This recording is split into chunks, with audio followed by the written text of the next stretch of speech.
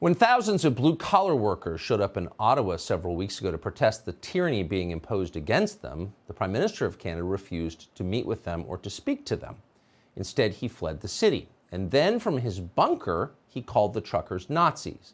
When they still didn't leave the city, Justin Trudeau suspended democracy and declared Canada a dictatorship. The federal government has invoked the Emergencies Act to supplement provincial and territorial capacity to address the blockades and occupations. The Emergencies Act will be used to strengthen and support law enforcement agencies at all levels across the country. This is about keeping Canadians safe, protecting people's jobs, and restoring confidence in our institutions. So let's be clear, this is a defining moment in the history of Canada, in the history of the English-speaking West. The Emergencies Act is martial law. It has never been invoked in the history of that country. Now, by law, the Emergencies Act is allowed only in emergencies, in, quote, urgent and critical situations that seriously endanger the lives, health, or safety of Canadians. What's happening now does not qualify. What's happening in Canada now is not an emergency. Here's what it looked like this weekend.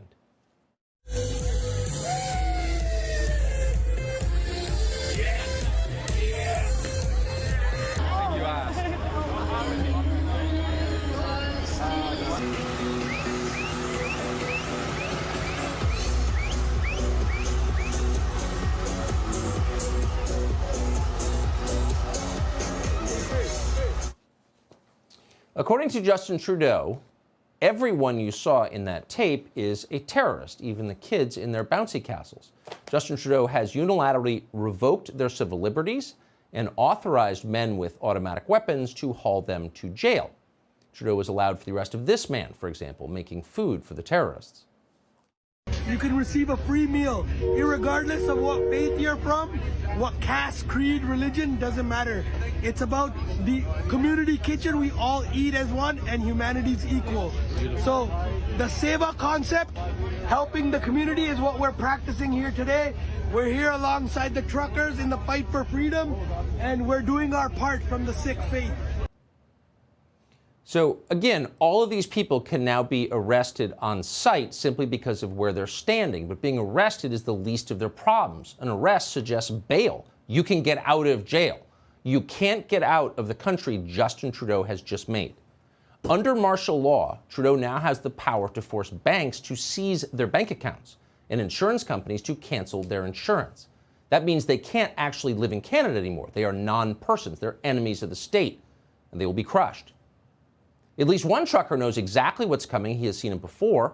He came to Canada from Nicolae Ceausescu's Romania. Why they don't let people meant to vote? Why 100 people, 180 or 200 people to decide your life or my or another? Let the Canadian people do it. No. It's all corrupt too, all those people voting. It's sad, man, when some people, they decide your life, like 300 people, they decide your life when you are 30 million. Yeah. Let us vote. So is it an overstatement to compare what is happening in Canada right now to what happens in a Stalinist dictatorship? Well, the slogans are different. In the Eastern Bloc, they used to talk about solidarity. In Canada, they talk about diversity. But the repression is similar.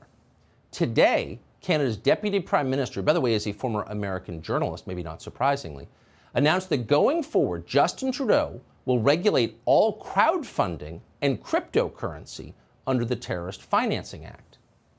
Really? So Justin Trudeau is now in charge of all of your finances.